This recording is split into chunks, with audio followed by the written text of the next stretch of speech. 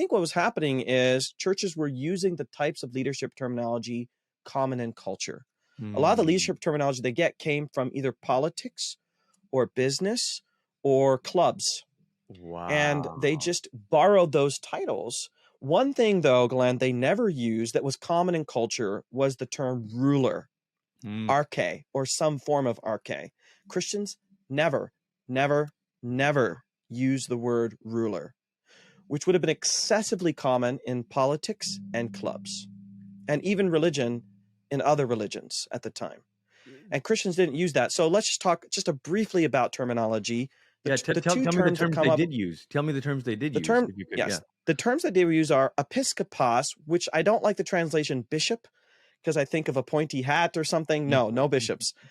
The word bishop, the word episkopos literally means someone that gives oversight. Oversight. Overseer. I don't mind the word manager. And it really is someone who looks after a community. 1 Thessalonians 5, respect and honor those who look after you, preside over you, take care of you. It's not an office as much as caretakers. When I'm teaching my seminary students, I say pastor means caretaker, guardian, right? The second term that's used is diakonos, sometimes translated deacon. Again, that can get confusing. I came up with my own terminology. I don't know if you like it or not, Glenn, but my terminology is ministry provider because we today have healthcare providers. And the reason I use ministry provider is I wanted to acknowledge that it's about service, but it's about service with expertise. And our doctors serve us, but they serve us with expertise. And to say women could be a deacon, quote unquote, but they can't be a pastor. But are we attributing to them service with training and expertise like we do our physicians, right? So servant isn't the right translation for diakonos. Deacon may or may not be the right term, but what do you think, Glenn? Ministry provider. Can I sell that to you? I like it. I mean, it does make you think of healthcare provider, a ministry provider. I do like it a lot. I know we're getting tight on time, but we have to get to this.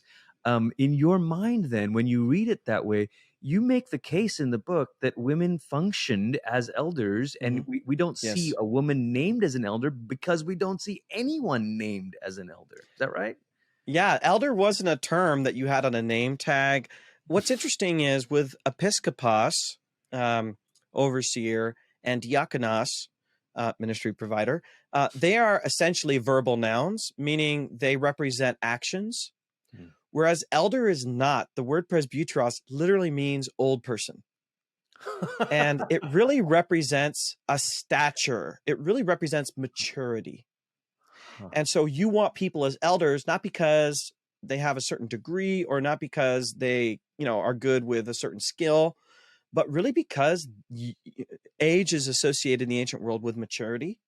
Now, keeping in mind, people died much younger back then than they do now.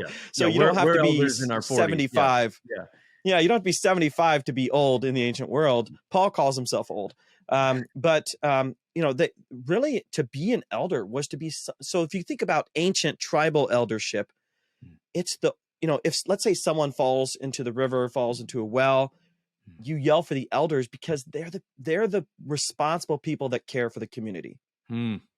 Right? Functionary or not, they're the people that take responsibility for the community. So it makes perfect sense to me that women would play these roles alongside men because this idea that, couples like Abraham and Sarah or Priscilla and Aquila, they're going to be respected. Let's take the example of Mary, the mother of Jesus. We know, according to the book of Acts, she's still active in the apostolic era. We don't know her demise, but we know she's still active.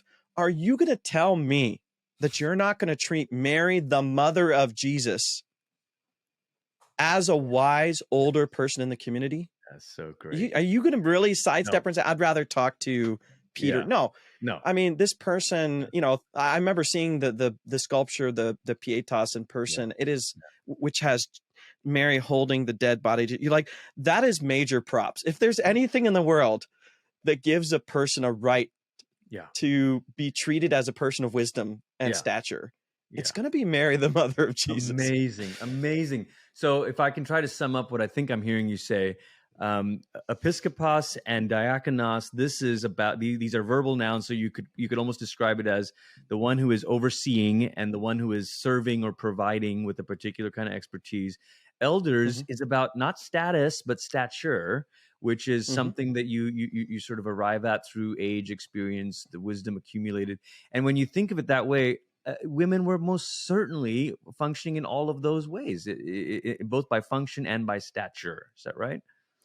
And what I argue in the book, and read, listeners will have to read my argument because I give an extended argument. I think that it would be taken for granted that if someone is called an overseer, they're also an elder. Mm-hmm. Or if someone is called a diakonos, a ministry provider, they're also an elder. I make a case for this, but my argument is, for example, apostles would also be elders. Why? Because an apostle is going to be an older, more mature person anyway. Yeah. Right. Yeah. It just comes with a package. Yeah. And so, for example, Phoebe, she's a diakonos sent with this letter of the Romans. It makes sense. She's a diakonos and an elder, but she goes by diakonos because she has a specific term of what she does. So unless someone's perhaps in training, quote unquote, as a pastor, as a diakonos, I think that by and large they would already be elders because it's about maturity, yes, and not office. That's so good.